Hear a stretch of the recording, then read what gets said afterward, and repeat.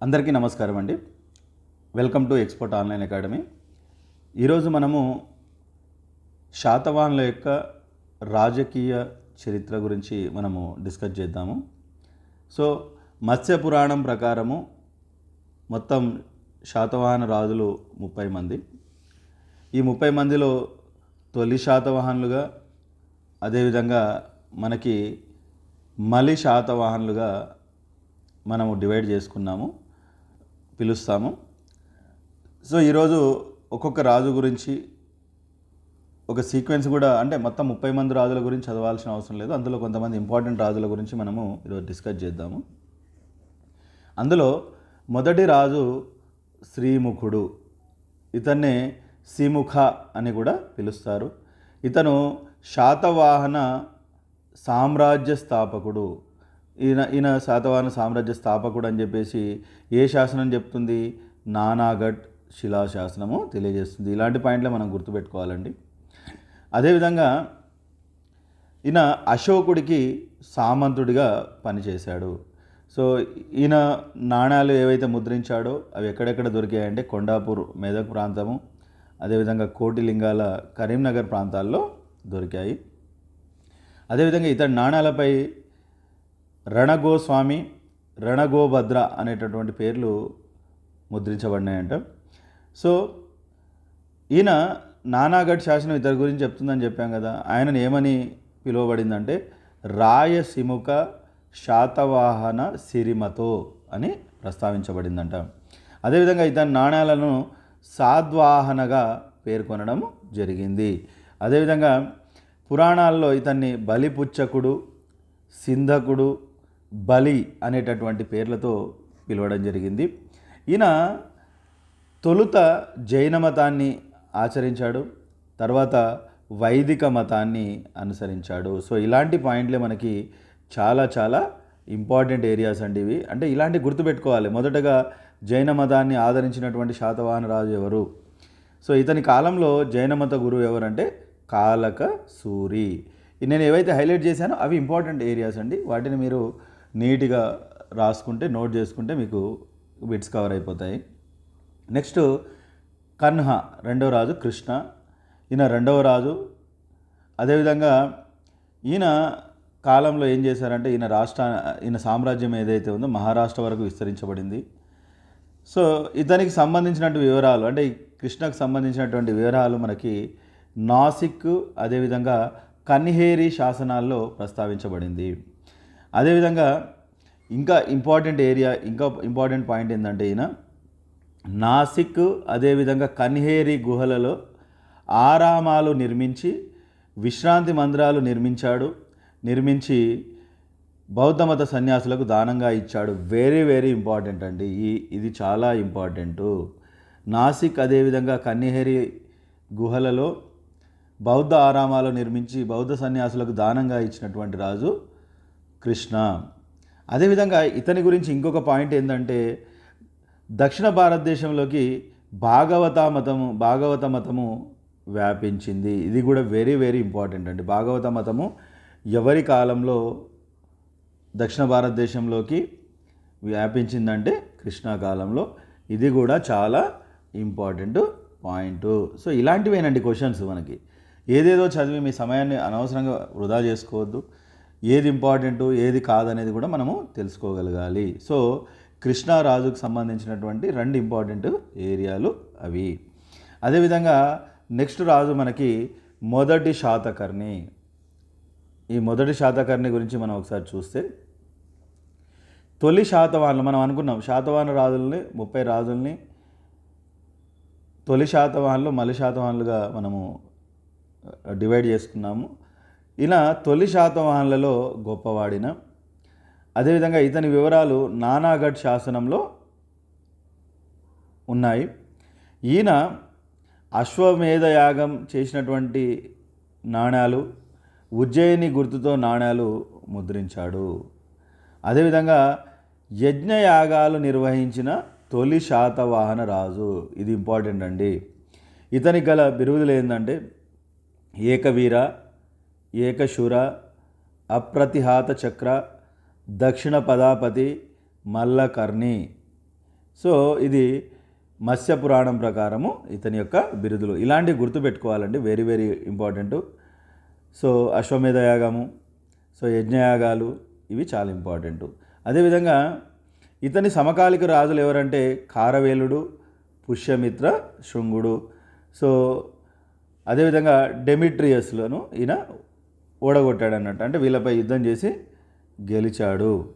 తర్వాత ఇతని తర్వాత పుష్యమిత్ర శృంగుడిని కూడా ఓడించి ఉజ్జయిని ప్రాంతాన్ని కూడా జయించడం జరిగింది. అందుకనే ఇక్కడ ఉజ్జయిని గుర్తుతో నాణాలు వేశారన్న కదా, అదేనండి. ఉజ్జయిని ప్రాంతాన్ని జయించిన తర్వాత ఉజ్జయిని గుర్తుతో నాణాలు ముద్రించాడు. ఇలాంటివి చాలా ఇంపార్టెంట్. ఏ రాజు ఇలా నాణాలు వేశాడని అడిగేటటువంటి అవకాశం మనకి ఉంది.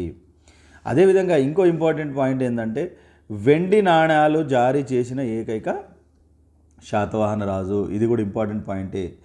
అదేవిధంగా ఏనుగు గుర్తుతో నాణాలు వేశాడు. అదేవిధంగా భూదానాలు చేసినటువంటి రాజు, వెరీ వెరీ ఇంపార్టెంటు. భూదానాలు చేసినటువంటి రాజు, ఇది కూడా ఇంపార్టెంటే. సో జాగ్రత్తగా గుర్తుపెట్టుకోండి. సో ఇతని తర్వాత మనకి ఇంకొక రాజు మనకి రెండవ శాతకర్ణి. ఇవన్నీ గుర్తుపెట్టుకోవడం చాలా కొంచెం కష్టంతో కూడుకున్నది. మీరు షార్ట్ నోట్స్ రాసుకొని రోజుకొకసారి రివిజన్ చేసుకుంటూ ఉంటే డెఫినెట్గా మీకు ఇవి గుర్తుంటాయండి, భయపడవద్దు. అదేవిధంగా రెండవ శాతకర్ణి ఎక్కువ కాలం పరిపాలన చేశాడిన. అదేవిధంగా ఉజ్జయిని, విదర్భలను కూడా జయించాడంట. అదేవిధంగా ఇతని నాణాలు ఎక్కడ దొరికాయి? మాల్వాలో దొరికాయి. రాణోసిరి శతకర్ణిక అని ముద్రించబడి ఉంది. అదేవిధంగా ఈయన గురించి ఇంపార్టెంట్ పాయింట్ ఏంటంటే ఈయన సాంచి స్తూపానికి దక్షిణ తోరణాన్ని నిర్మించినటువంటి రాజు. So very very important. So ఇది సాంచి స్తూపానికి దక్షిణ తోరణాన్ని నిర్మించినటువంటి రాజు ఎవరు? రెండవ శాతకర్ణి. ఇది అడిగాడు ఇంతకుముందు ఎగ్జాము. అదేవిధంగా ఇతని టైంలోనే శక శాతవాహనుల మధ్యన, అంటే శకులకు శాతవాహనులకు మధ్యన ఘర్షణ జరిగింది. సో ఇది వెరీ వెరీ ఇంపార్టెంట్. ఈ రెండు పాయింట్లు కూడా, శక శాతవాహన ఘర్షణ ఒకటి, సాంచి స్తూపానికి దక్షిణ తోరణాన్ని నిర్మించినటువంటి రాజు ఎవరనేది కూడా చాలా important. Next Kuntala Satakarni next మనకి ఇంపార్టెంట్. సో ఇక్కడ ఈయనకు సంబంధించిన కూడా చాలా ఇంపార్టెంట్ ఉందండి. ఇంతకుముందు వరకు మనకు ప్రాకృత భాష బాగా వాడుకలో ఉంటే ఇతని కాలం నుంచి మనకి సంస్కృత భాష అధికార భాషగా మార్చాడు. ఇతనికి ఆస్థాన కవులు ఎవరెవరు? శర్వవర్మ, గుణాఢ్యుడు, వీళ్ళు కూడా చాలా చాలా ఇంపార్టెంటు. సో తనకు సంస్కృతాన్ని నేర్పించినందుకు కానీ ఈ కుంతల శాతకర్ణి ఏం చేశాడంటే శర్వవర్మ అనే పండితుడికి సో బరుకచ్చ అనేటటువంటి ప్రదేశాన్ని దానమిచ్చాడు. ఇది బరుకచ్చ అనేది ఆ కాలంలో ప్రసిద్ధ నౌకా కేంద్రము. సో వెరీ ఇంపార్టెంట్ అండి, ఇది very very important. So Sharvavarma గురించి కాతత్ర వ్యాకరణం అనే గ్రంథాన్ని రాశాడిన. సో ఇతను సంస్కృతాన్ని నేర్పినందుకు బరుకచ్చ అనేటటువంటి ప్రాంతాన్ని దానంగా ఇచ్చాడు. ఇది ప్రసిద్ధ నౌకా కేంద్రము. నెక్స్ట్ మనకి మొదటి పులోమావి. ఈ మొదటి పులోమావి గురించి మనం తీసుకుంటే తొలి శాతవాహనుల గురించి మాట్లాడుతున్నాం. ఈయన ఉత్తర భారతదేశాన్ని, అంటే దక్షిణాన్ని నుంచి ఉత్తరాన్ని భారతదేశాన్ని జయించినటువంటి మొట్టమొదటి రాజు. అదేవిధంగా మగధ సామ్రాజ్యాన్ని కూడా జయించి విజయ స్తంభాన్ని నాటాడు. అదేవిధంగా కన్వ రాజు సుశర్మని చంపి ఈ మగధలో శాతవాహన పతాకాన్ని వేశాడు. సో ఇది ఈయనకు సంబంధించినటువంటి ఇంపార్టెంట్ పాయింట్స్. తర్వాత హాలుడు అండి. హాలుడు కూడా ఒక ఇంపార్టెంట్ రాజు మనకి. ఈయన కవివత్సల, అంటే ఈయన స్వయంగా కవి అండి ఇతను. సో ఇతన్ని కవివత్సల అనేటటువంటి బిరుదు గలదు. ఇతను భారతదేశంలోనే మొట్టమొదటి ప్రజాకవి. Very very important, very very important. భారతదేశంలోనే మొట్టమొదటి ప్రజాకవి, ఇది ఇంపార్టెంట్ ఏరియా. అదేవిధంగా ఈయన ఏం చేశాడు? 700 పద్యాలతోటి ఒక గాథా సప్తశతి అనే గ్రంథాన్ని ప్రాకృత భాషలో సంకలనం చేశాడు. సో ఇది మనకి ఈయనకు సంబంధించినటువంటి ఇంపార్టెంట్ పాయింట్. అదేవిధంగా ఈ గాథా సప్తశతి గురించి ఎక్కడ ప్రస్తావన ఉంది? బాణుడు రాసినటువంటి హర్ష చరిత్రలో దీని యొక్క ప్రస్తావన అనేది ఉంది. చాలా ఇంపార్టెంట్ అండి ఇది. భారతదేశంలోని మొట్టమొదటి ప్రజాకవి. నెక్స్ట్ ఇంపార్టెంట్ రాజు అంటే శాతవాహనులలో అందరికంటే ముఖ్యమైన గొప్ప రాజు గౌతమిపుత్ర శాతకర్ణి. సో ఇతనికి ఏమని పేరుంది, బిరుదుంది? త్రిసముద్ర తోయ పీతవాహన, అంటే 3 సముద్రాల నీరు తన గుర్రాలకు తాగించినాడు అనే బిరుదు కలదు. అంటే అన్ని 3 సముద్రాలను దాటి ఆ ప్రాంతాన్ని జయించినటువంటి గొప్ప రాజు అని ఇతని గురించి చెప్తారు. సో ఇతని గురించి విజయాల గురించి నాసిక్ శిలాశాసనం ఇంతకుముందే చదివాం మనము. సో వీళ్ళ తల్లి గౌతమి బాలశ్రీ వేసిందని మనం చదివాము. ఇతని కాలంలోనే మాతృ సంజ్ఞలు అంటే తమ పేరు ముందు తల్లి పేరుని రాసుకోవడము ఈయన దగ్గర నుంచి అది స్టార్ట్ అయ్యింది. సో అదేవిధంగా ఈయన జోగల్ తంబి అనేటటువంటి యుద్ధంలో ఈ నహపానుని ఓడించి అతని నాణాలపై తన చిహ్నాలతో పునర్ముద్రించాడు. ఇది కూడా ఇంపార్టెంట్ అండి, అడిగాడు ఇది. ఈ జోగల్ తంబి దగ్గర జరిగినటువంటి యుద్ధంలో నహపానుని ఓడించి అతను నహపానుడు వేసినటువంటి నాణాలపై తన చిహ్నాలను ముద్రించాడు ఈయన. సో అదేవిధంగా ఈయన క్రీస్తు శకం 7లో శాలివాహన శకాన్ని ప్రారంభించాడు. ఇది కూడా ఇంపార్టెంటే. సో చతుర్వర్ణ వ్యవస్థను బలోపేతం చేశాడు. బ్రాహ్మణులకు ఆగ్రహారాలను ఇచ్చేటటువంటి పద్ధతిని ఈయన ప్రవేశపెట్టడం జరిగింది. సో ఈయనకు ఉన్నటువంటి బిరుదులు ఏంటంటే ఆగమ నిలయ, క్షత్రియ దర్పమానమర్ధన, ఏక బ్రాహ్మణ, ద్విజవర కుటుంబ వివర్ధన, శకారి, త్రిసముద్ర త్రోయ పీతవాహన, క్షహరాట వంశ నిరవశేఖర, వర్ణ సాంకర్య నిరోధక, రాజరాజు, ఏకధనుర్ధర, ఏకశూర. ఈ బిరుదులన్నీ ఉన్నాయి. ఇవన్నీ ఒక దగ్గర రాసుకొని మనము చదవాలి. చదివితేనే మనకి గుర్తుంటుంది. సో ఈయన శాతవాహనులలో ఉన్నటువంటి గొప్ప రాజు. ఇక నెక్స్ట్ వాసిష్ఠపుత్ర పులోమావి, లేదా ఇతన్ని పులోమావి 2 అని పిలుస్తాము. సో ఇతనికి సంబంధించినటువంటి ఆధారాలు మనకి అమరావతి శిలాశాసనంలో ఉంటాయి. ఇతని బిరుదులు నవనగర స్వామి, అదేవిధంగా దక్షిణ పదాపతి అనేటటువంటి బిరుదులు ఇతనికి కలవు. సో జాగ్రత్తగా ఈ బిరుదులు గుర్తుపెట్టుకోండి. సో ఇది మనకి అమరావతి స్తూపం కూడా ఇతని కాలంలోనే మనకి నిర్మించబడింది. సో ఇది కూడా మనకి వెరీ వెరీ ఇంపార్టెంట్. ఎవరి కాలంలో అమరావతి స్తూపం అనేది నిర్మించబడింది అనేది గుర్తుపెట్టుకోవాలి. తర్వాత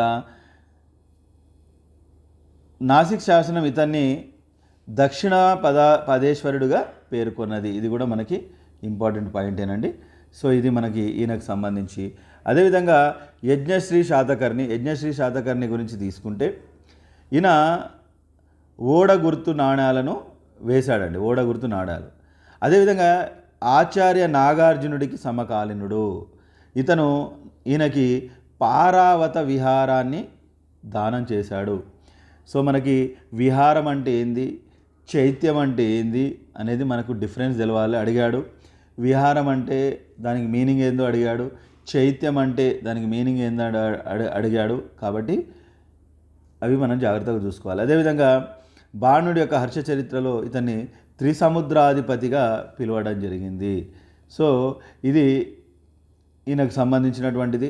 అదేవిధంగా రోమ్ దేశంతో వ్యాపారం కూడా ఇతని కాలంలోనే అంటే విదేశీ వ్యాపారం బాగా జరిగింది. అందుకనే ఓడలకు తెరచాపలు రూపొందించే పద్ధతి కూడా ఈయన కాలంలోనే ప్రారంభమైంది. సో ఇలాంటివి వెరీ వెరీ ఇంపార్టెంట్ అండి. ఈ నెక్స్ట్ చివరి రాజుగా మనకి 3వ పులోమావి. ఇతని చివరి శాతవాహన రాజు. సో ఇతని మీద ఎవరు దాడి చేశారు? ఇక్ష్వాకు వంశ మూల పురుషుడైనటువంటి శ్రీశాంతములుడు ఇతనిపై దాడి చేసి రాజ్యాన్ని ఆక్రమించుకోవడం జరిగింది. సో దీని గురించి ఏ శాసనం చెప్తుంది? మేకధోని శాసనము చెప్తుంది. ఏ శాసనం అండి? మేకధోని శాసనము మనకి చెప్తుంది. కాబట్టి మనము ఇక్కడ శాసనాలు చదివినప్పుడు కూడా మీకు క్లియర్గా చెప్పాను నేను. సో అదే శాసనాలు మళ్ళీ ఇక్కడ మనకి రిపీట్ అవుతున్నాయి. సో ఇది మనకి శాతవాహనుల యొక్క రాజకీయ చరిత్ర. ఇదంతా నేను జస్ట్ మీకు 14 మినిట్స్లో మీకు ఎక్స్ప్లెయిన్ చేశానండి. మీరు దీన్ని మళ్ళీ 14 మినిట్స్లో యాజ్ ఇట్ ఈజ్గా విని ఒక పేజీలో నోట్స్ రాసుకోవాలండి. సో ఖచ్చితంగా మీరందరూ కూడా ఇలా నేను ప్రతిరోజు మీకు ఒక టాపిక్ మీద ఖచ్చితంగా ప్రతిరోజు మీకు యూట్యూబ్లో అప్లోడ్ చేస్తాను. కాబట్టి ఎక్కువ మంది మీరు వీడియో చూసిన తర్వాత సబ్స్క్రైబ్ చేసుకోండి. అదేవిధంగా ఎవరైతే ఏపీపీఎస్సీ గ్రూప్ 2 ప్రిపేర్ అవుతున్నారో వాళ్ళకి షేర్ చేయండి. సో అందరూ కూడా వినండి. ఇక్కడ ఏంటంటే ఇంకా ఇంతకుమించి ఏమి ఉండదండి. ఇదే కంటెంట్ మీరు జాగ్రత్తగా చదువుకోగలిగితే ఏపీ హిస్టరీలో ఖచ్చితంగా మీరు 60+ మార్క్స్ ఈజీగా చేసుకోగలుగుతారు. మేము చాలా జాగ్రత్తగా ఈ మెటీరియల్ని తయారు చేశాము. అదేవిధంగా మీకు జాగ్రత్తగానే ఏది చదవాలనేది మీకు క్లియర్గా ఎక్స్ప్లెయిన్ చేస్తాను. సో ఖచ్చితంగా మీరందరూ కూడా ఈ ఛానల్ని సబ్స్క్రైబ్ చేసుకోండి. Thank you.